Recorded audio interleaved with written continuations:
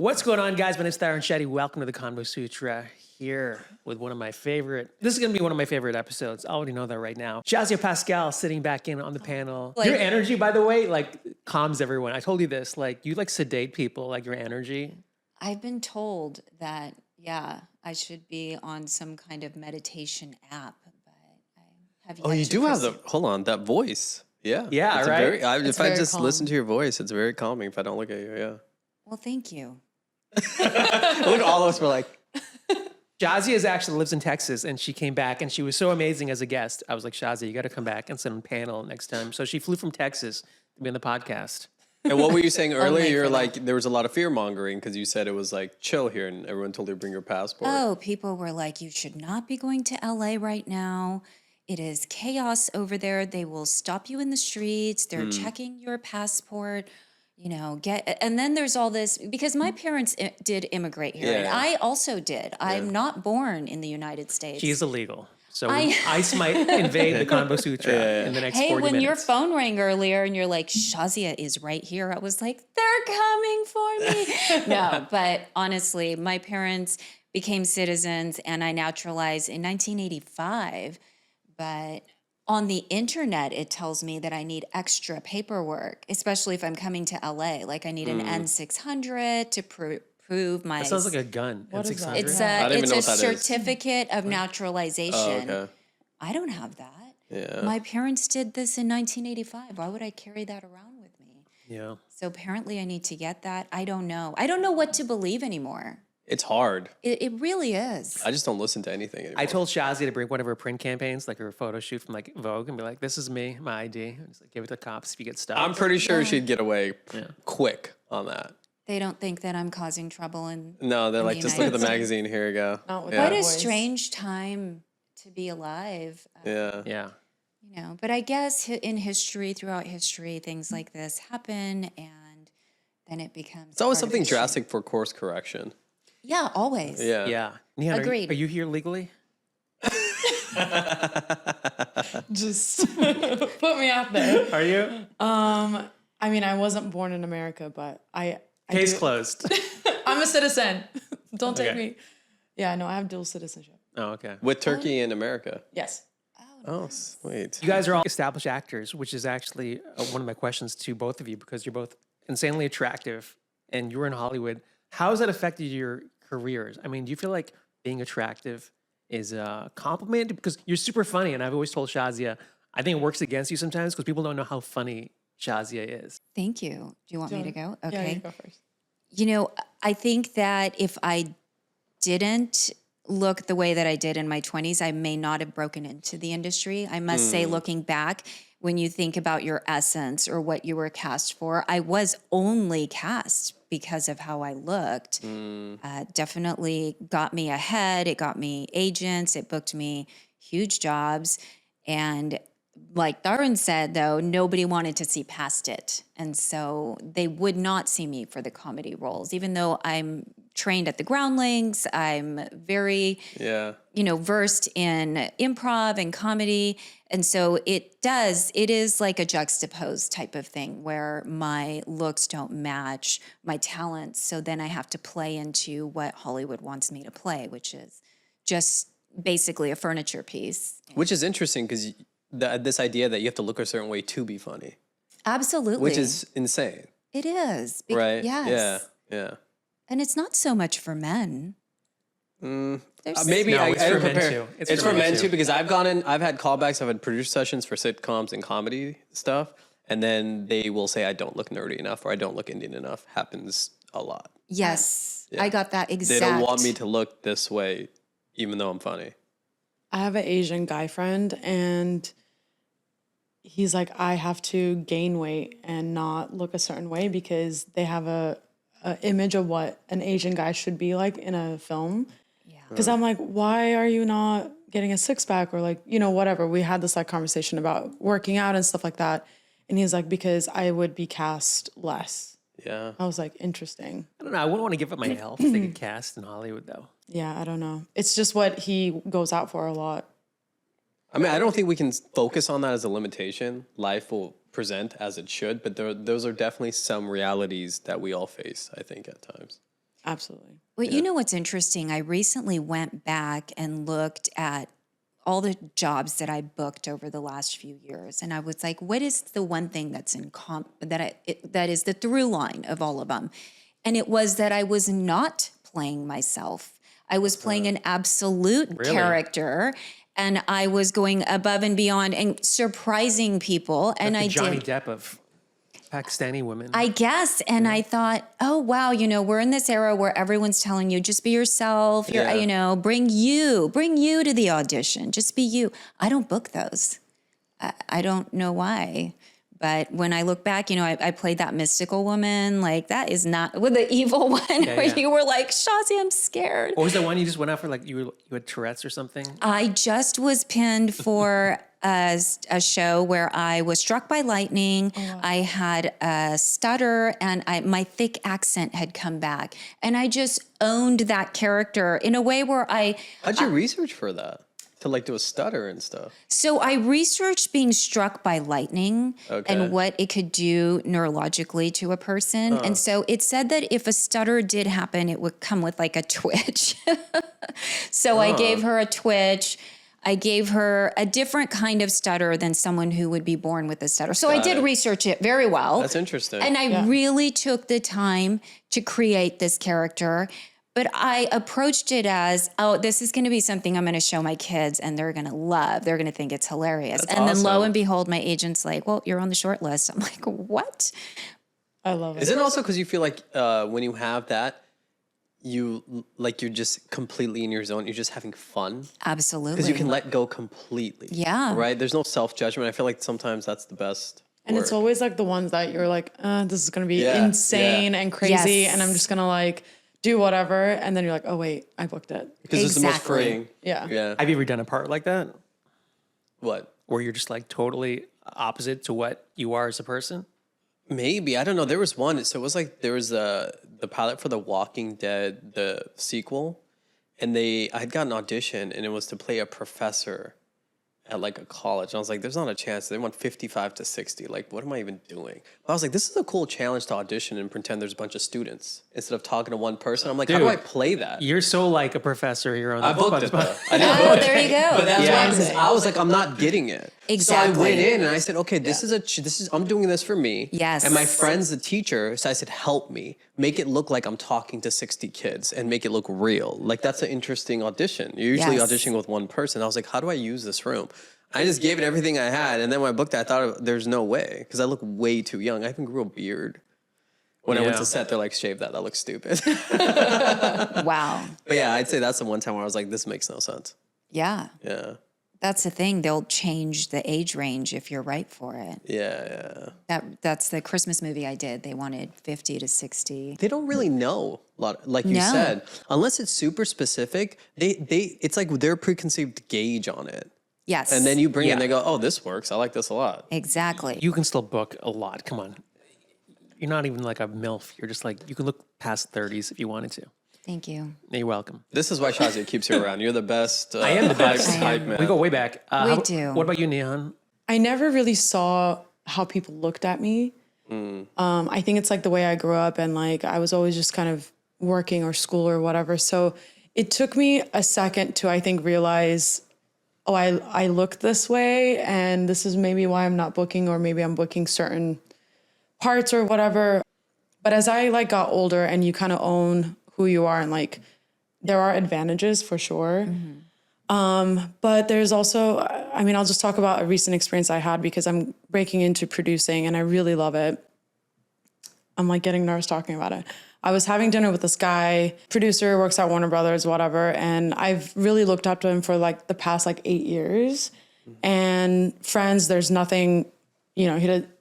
Well, okay. So we're sitting at dinner and This goes deeper and deeper. we're talking about like, Yeah. a couple of projects, whatever, and like what I'm doing recently.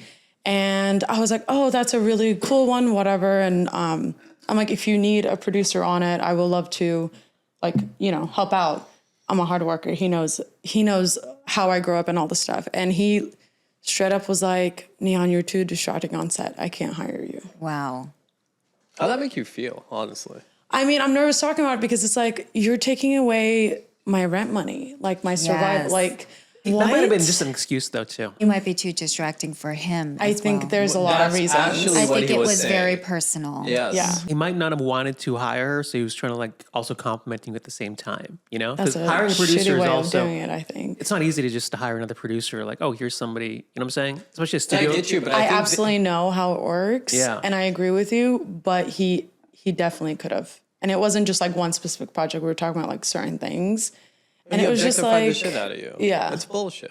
I don't agree. I understand how that must feel. We tell him I'm going to gain 40 pounds and Well, this just happened to my girlfriend because she's in the business as well, and like she was super. I won't say the name. This is very recent. She was very close to her agent, older guy, got her good parts, worked really hard for her. They became close friends. Actually, when we started dating, she'd be like, "I'm never leaving this guy. He's the best thing that's ever happened to me." Right?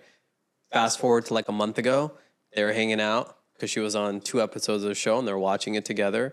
Platonic. He's like 70. And then she's leaving and he goes, "Can I kiss you?"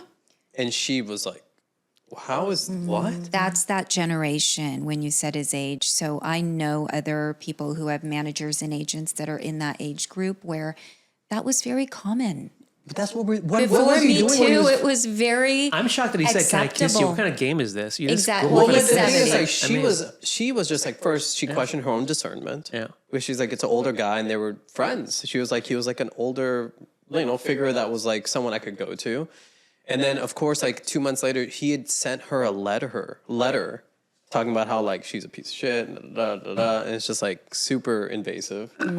And then she also produced. She had a producer meeting with a producer, like you just said. She's gonna be like, tell all my shit. But like she went out to talk to him in the middle of her talking about the project. He goes, "Can I kiss you?" And she goes, "Absolutely not." And then they kept talking, and then he was pissed and he blocked her and never talked to her again. So it's like I get all this type of shit Yeah. can happen in the business. Yeah. It's happening less though. I have to Yeah. give the industry some credit in that It's happening less. I thought it's happening all the time. yeah. No, I don't think know. it's happening less than when I started. I don't know. It was such commonplace that I read for Harvey Weinstein once, and my agents told me, they Yeah. said, don't make eye contact with him because he's going to take that as an invitation. They knew. This is way before Me Too. They absolutely knew. Yeah. Everyone knew. Everyone knew. And by the way, it's not just women. I remember when I was late 20s, there's a very famous gay comedian. And he was doing an open for me in San Fran, a place called The Punchline. And I was like, yeah, let's go.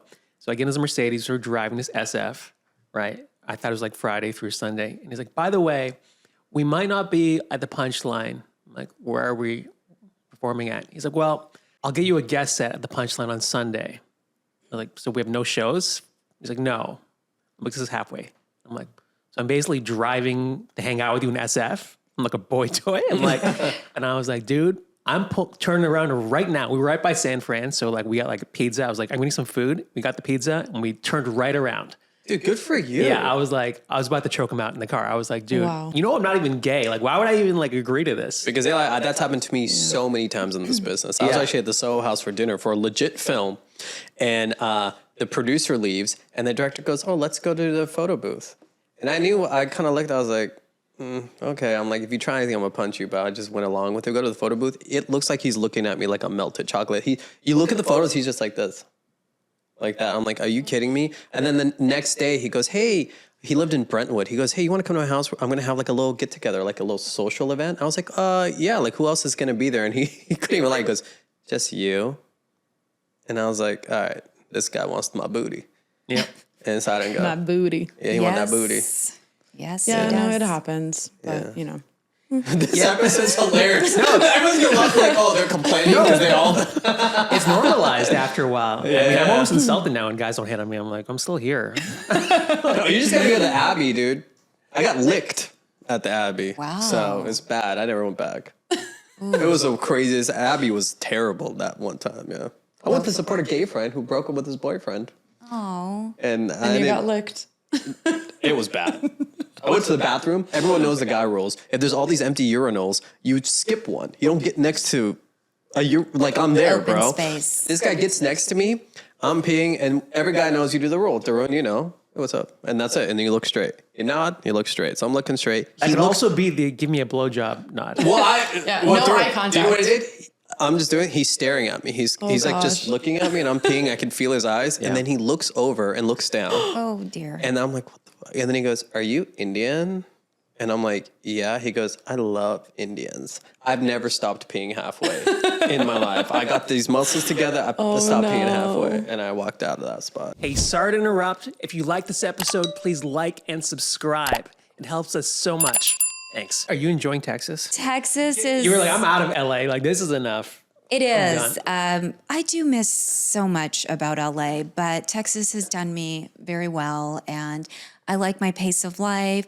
I like the industry out there. I think there's going to be more projects coming to Texas. They just approved a huge bill that was passed, and I'm looking forward to working in my new home state, even though I do still consider Los Angeles my home, I must say. Where are you in Texas again? I'm outside of Houston. Outside of Houston, yeah. I always talk about leaving. I know Pritesh is like, I'm diehard LA. Well, you have to I say. used to say that. I only say that because I grew up. For me, it's because my family's in San Diego, and all my friends are here, so I'm SoCal. So was I. I get you. My I think whole if my life. parents weren't here, though, I'd be a lot more open. Honestly, I like being close to them. I've been to makes sense. Austin. It was really nice. Would you move there? Austin's. I think I would have to like go and spend a month or something there for me to decide. Did you go with the But, humidity? Have you felt that weather? I mean, when I moved to the States, I lived in North Carolina. That's So I told you my very opinion much about that. familiar. Huh? I Humidity told you my is great opinion. for aging, though. I feel like my skin is doing really well. Your skin looks great. Well, thank you. Yeah. Yeah. I said leech therapy. Oh, yes. I've been doing that a lot in Texas. Let's just alienate this whole audience. So I love all this stuff Shazia's I was like, into. what do you mean, I've been like, messaging. on your We've been talking foot? about it on Instagram. What is Yeah. leech therapy? Can you explain that? It's actually called Herudo Therapy. Okay. Huh? And Herudo is the venom that the leech yeah. expels into you for the first 15 minutes that you attach them to your body. And that goes in and really kind of works into your lymphatic system, unclogging it, cleaning it, gets into your bloodstream. It kills pathogens. It's really great for neuropathy. But the main thing that I use it for is to unclog your lymph.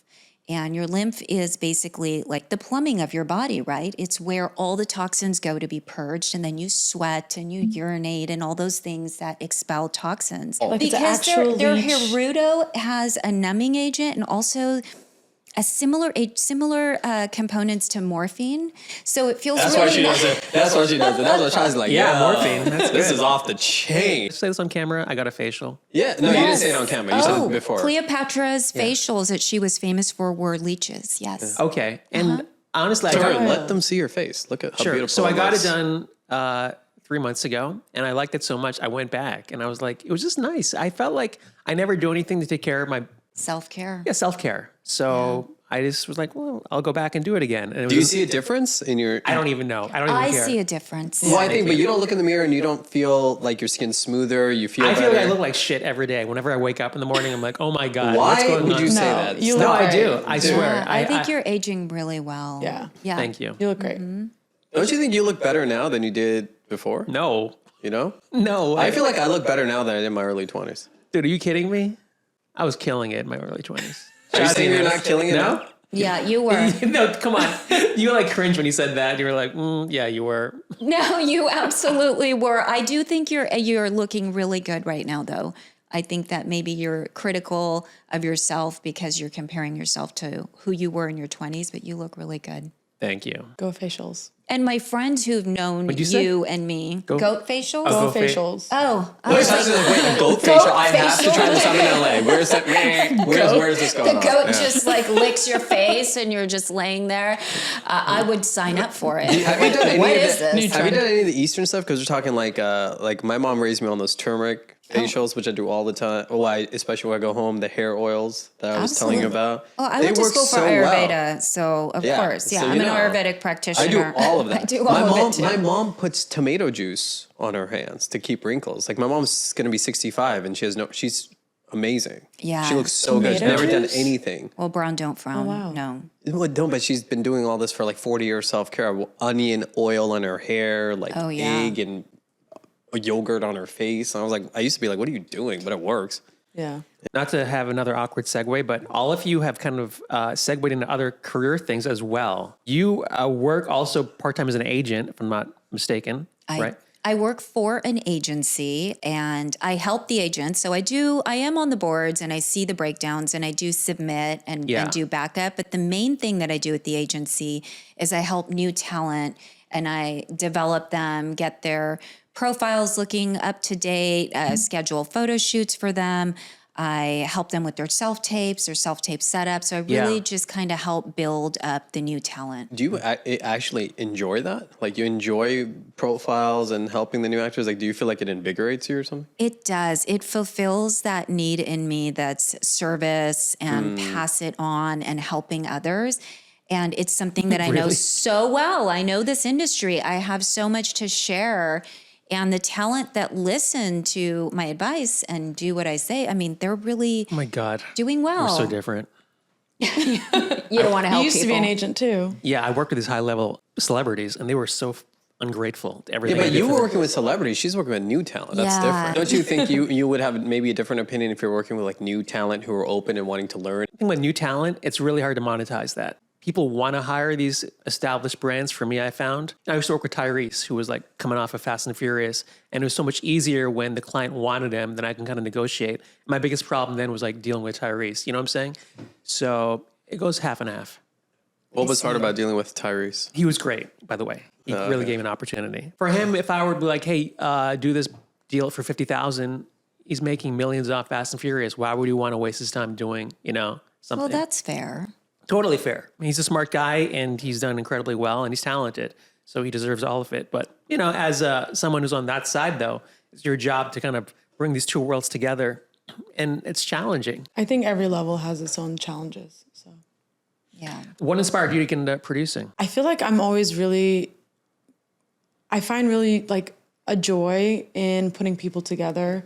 And like if someone's talking to me and they're doing something, I'm like, oh, I actually know someone that would be really great to connect you with because of this and this reason. And then when I started my podcast, I had like a launch party and the amount of people that showed up, I was like, just so grateful. I was like, oh wait, I like putting things together. I think it came sort of naturally. Yeah. And, as an actress, it's, you're pinned for a show last February and then you don't really go out for a couple months or you don't book anything for a year or two. So I think I just needed a creative outlet and producing just came naturally. I think I'm all still actors building, do. I want to take classes at UCLA and stuff like that. So it kind of just, I don't know, it feeds my creativity as well. So. Yeah. Is that the same with the podcast? Yes.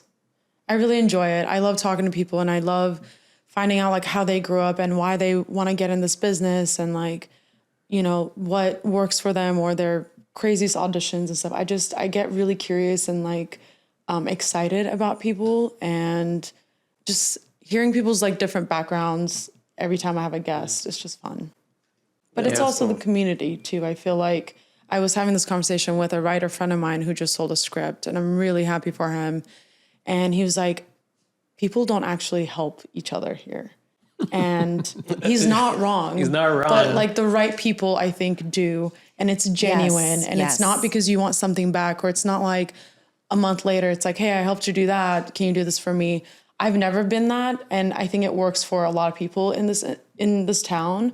But the genuine people who, help, I think there's just like something very satisfying. And in producing, I find that. I totally agree. Yeah. I'm not making a ton of money by helping these. I don't work on a commission base. Like I work for this agency, I work on the back end and I help these models, actors, and that's it. And I do it really a lot Pro of bono. it. You're just volunteering at an agency. I mean, almost, Yeah. but not. But yeah. Yeah. Tarun, Shazia is a good person. No, but what's great about Shazia is that She's a good person. she actually knows the business and she's been around, so she understands. And, Yeah. Because I call her all the time when I have stuff, and I'm like, "What do you think of this?" And Then why don't you listen? I do listen. He does listen. He does listen. I do listen to her. Yeah. And yeah, it's fun. It's fun to work with creatives. And when you guys have a win, it feels like a win for me. Yeah. So I love it. Yeah. Yeah. Yeah. Yeah. What about you, Pritesh? Produce, just like you do. I guess even this podcast. Like, why are you interested in doing this podcast as opposed to acting? Obviously, I'm doing that too. Sometimes you go, like you were saying, like I think we all feel, regardless of how many opportunities you have, you want more. And sometimes you're getting opportunities that you're like, okay, I can do this, but do I really want to? even if I got it. That's a part of it. You do it because you know you get paid and stuff. But I've always had stories, even making the shorts and now like producing features. I've always had unique stories that I've wanted to tell. And I know you connect to that. And I like putting people together. I'm good at it. And it's a lot of responsibility. It can be a pain in the ass and it doesn't feel like you get rewards for it right away. But when it does happen, I feel like it's very fulfilling because like you said, it feels like this is an art piece that I had my full hand in. I love acting to death, but you are a pog in this full thing, right? And you're really fulfilling someone else's story. When you're creating, it's your story, you know? And so that's a completely different feeling that I really enjoy. And with the podcast, to answer your question, I like talking to people. Yeah. I like working with you. I think you've created something amazing. I've wanted to do something like this. I didn't really know how to go about it. I did one a long time ago, but I do know how much work goes into it. Obviously, it's like your full-time thing. You're doing 24/7, busting your ass. But I like the guests that we have. I like the people we meet. I like having unique conversations. I feel like I have a lot of interesting things to say. It gives an outlet for that. So why not? Sometimes I wonder, like, do I even like what I'm doing? I mean, the podcast I'm fine with, but sometimes I do stuff. I'm like, am I just trying to occupy my brain so it doesn't turn against itself? Because otherwise it'll go kind of haywire. What parts of the podcast do you enjoy? I get to talk to hot women. Nice. Did someone like made a comment about Yeah, that? I the other know, day? right? That really was bugged me. hilarious. People are jealous of my life. Let me say that, Absolutely. right? People are Like, so go fuck jealous of me. yourself. Like, I have friends and I know, like, dude, get your own shit together. Don't take me down with you. You know what I'm saying? And I just know that for a fact. Like, they see this life in LA, and I'm sure all of you have dealt with this. They're like, oh, these people are just living their best life, idealized thing. And I know on social media, I'm creating this thing, and I do that purposely sometimes. But like, you know what, dude? You live your life, I'll live my life. Yeah, but they're not seeing the work and everything else that's going on behind the scenes. Yeah, obviously. they don't know You the think I'm traveling insecurity. the world every week. Well, I mean, like Nihan did. She has a convertible Mustang. She's in France. She's doing her thing, yeah, right? I'm traveling every weekend. Drinking you guys. matcha. Yeah. Like we get it. Yeah. we get it. the best. I feel like guys, we really have to, our values based upon our accomplishments. Yeah, of course. I feel like, I don't know how you feel like that, on your opinion, but I feel like if I'm not accomplished, I have zero value in this town as a person, as a human. So like that really As a drives me. human? As a human too. That's okay. So like I am constantly driven to succeed, like nonstop, because that defines my self-worth. That's a very LA thing. I mean, for me, I got married, I had children, so I sought out fulfillment in other ways. I feel very accomplished in my life. When I look back at my career, I'm so grateful and I'm so open to anything that comes my way. I have a lot of gratitude. So I'm not really chasing anything anymore like I was in my early 20s, where it felt like, oh, wow, I got to do this. I got to take every job. Now I'm like, no, I'm not doing that job. That doesn't line up with my values and who I am and where I am in life. So yeah. Did getting married and having children, how did that change the way you look at acting and your creativity? Well, I think it added to my acting. Yeah, self-tapes 100%. to family auditions.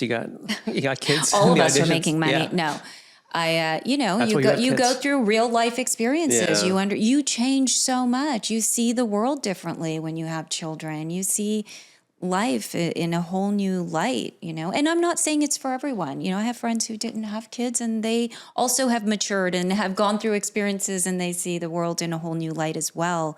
But for me, it was definitely a positive. And your husband's not in the business, right? Not Never at talked- all. Is that nice? Because it's such a different world. She and you married like guys- He-Man for real. Like this guy's like super jacked. No, but I saw. I remember I messaged you. She had video and it was like a shirtless guy. I was like, "Is that your husband?" She goes, "Yeah." I'm like, "Jeez, like, Okay, you God guys, Almighty, he's so jacked." This yo. morning, he's like, I ran 22 miles. So if I could just my get gosh. 4 more miles in at some point today, I ran a marathon.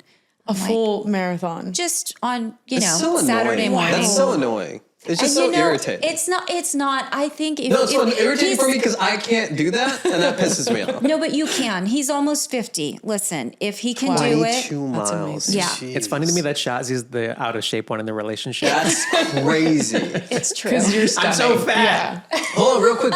What's his background? Has he just always been fit, or was he in the Marines or something? No, he's not the Marines. He was like a private school Scottish. Well, his father is Trinidad, Tobago. He's Oh, okay. African Caribbean. His mom is Scottish. There you go. He's half black. So there you go. There I was you just go. gonna say that. He He's doesn't look half that- black. He looks so white. He looks so white. Oh, I didn't know I that. know. That's the African blood, girl. That's what he is. See a picture. It looks like he's on steroids.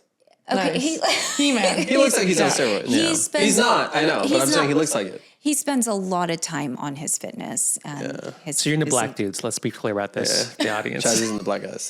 We just had one on. He let's hit answer your car that. after. Are you into Yes. black dudes? He hit her car after. Yeah, You know, that's he how I got your did number. just call and say he ran into my Oh vehicle. yeah, the guest hit Shazi's car for this. Yeah, So Shazi's in a weird headspace. I'm sorry this happened. I'm to you. sorry. Yes, it's okay. When you were talking about how you've kind of gotten to a stage in your career where you can say no and whatnot, I was like looking at you and like listening.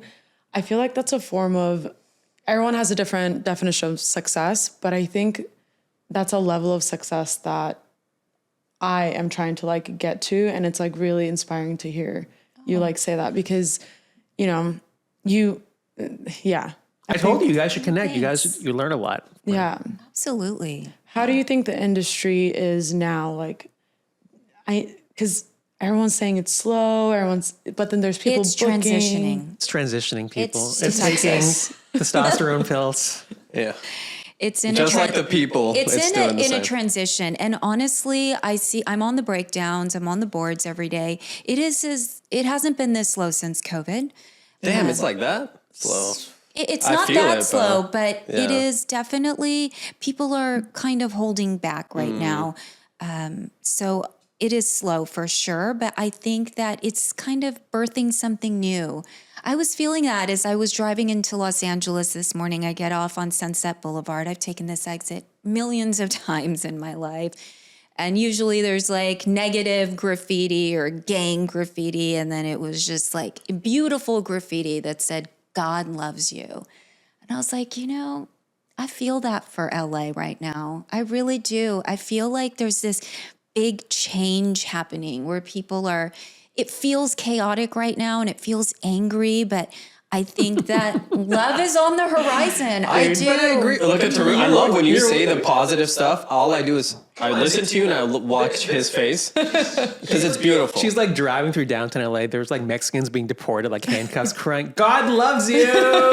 Yes. No, but I God get what you're does love saying. you. Over the last few years, we have, outside of all that stuff, we have seen such a big transition. Like in the political, Yes. everyone's seeing behind the veil, right? Even with Weinstein and like now Diddy, and then like with Trump and Biden, all the we're seeing the behind the veil of the political system, the Hollywood system, how it's all smoke and mirrors, and the power plays at hand. Everything that we thought was real, we're like, oh, this wasn't really real Yeah. or healthy, right? We're starting to question things, and I think we're realizing that what matters is that love and that human, neighborly, just help each other. Just And your be husband can run kind. run a marathon every day. In a That's day. very important for Yeah, Shazia. Yeah. It is. Let's get the LA perspective, Nihan. What do you think? Do you think God loves you and that everyone should be Look at holding your hands face. singing Look at his Kumbaya? face. Look at his face. I feel like you're poking right now. Yeah, he's Do I think God loves me? I mean, I'm spiritual, so yes.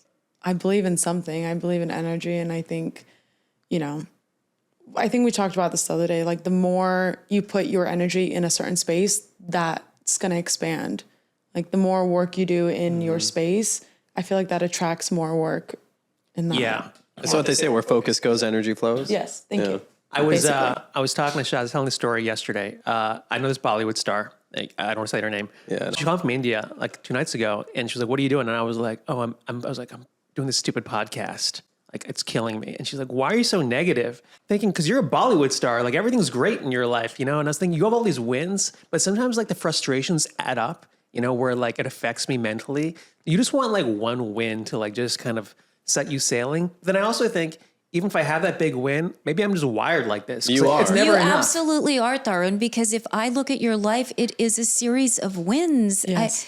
You are so blessed. You have Yeah. such No, I know I'm blessed. a wonderful I tell myself. family. You live in My family. Hollywood. You get to pursue what you love, and You have freedom. You have a lot of freedom of No, your time. trust me, every day What's your last win? When you look back and you can tell me this was the last time I felt like I had a win, what would that be? this podcast right now. Okay, so you see it as a win. Yeah. Okay. so don't talk bad about it. No, I know. I just get tired. That's, I'm about to give you a hug when you said that. I thought she was, don't talk bad about it. I know. I thought you were going to cry. It's giving to you. I think that, you also have to have that openness to receive. Yeah. So, like Nihan says, if you're putting that Nihan, I'm so sorry. okay.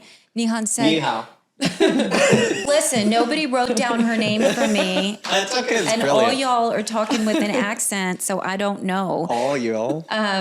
So she's like, where you put your energy, that's where things flow, right? But you also have to have this open space of receiving. So if that space is occupied with checklists or victimhood or anything negative, Anger. you can't even be a vessel to receive. It's not victimhood, by the way. I want to be very clear about that. It's just like I never feel like I'm doing enough.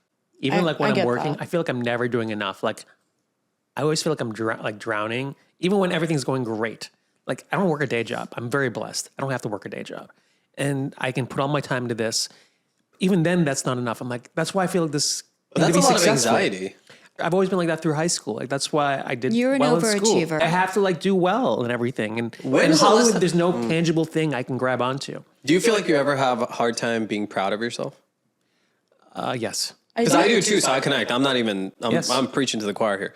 But how do you feel like, okay, I asked a question to my friend about that. Do you feel like it's because every time you achieve something, it's not really it doesn't feel like an achievement, it feels like an expectation? Like that's obvious, it needed to be done? I just have high expectations for myself. I want it to be unbelievably good. But now I've told myself, if I shoot for 100, I get to 80, that's good. This is Hollywood. There's a lot of intangibles that I just can't control. So the fact that even this podcast, I'll watch like, even the last episode, I was like, oh, I hate this episode. I was like, you know what? Whatever. We got to 80. It's good. I'm trying to make a movie. Perspective, Tarun. Consistency. Yeah. Tarun, listen, I was producing for a while, and Here's a Shazia, I was I know. writing a show about the Los Angeles prison system. So I spent a lot of time a comedy. in prison. And I toured the prisons, and it really will shift your perspective. Go spend time with people who are actually struggling. Go spend time with people who have real mental issues, and you will be like, oh, what am I complaining about? My life is a series of wins. We are so lucky to even live in this country. We're so blessed. Try living somewhere else. Go Exactly. and see what other people, what 90% of the world is living like, and you will have a new perspective on your life. Amen. Yeah. No, you're absolutely right. Shazia, where can we find you? Oh, I'm on Instagram, ShaziaPascal.77. What Jesus sites can we find you on? All the Jesus sites. Nihan Gur, you can find me on Instagram, Nihan Gur Official. Yeah, it's the main You one. find me at the Pritesh Shah on everything. Nice. Yeah, and you can find me in therapy, or you can find me at Tarun Shetty. You can find me at Tarun Shetty. Please follow the Convo Sutra on Instagram. Please like, subscribe, share. Send this to a friend. We appreciate you. Thank you, everybody, for jumping in here. Thank you. You're free to go protest in LA. And we will see you guys next time. Take care. Bye-bye. God loves you.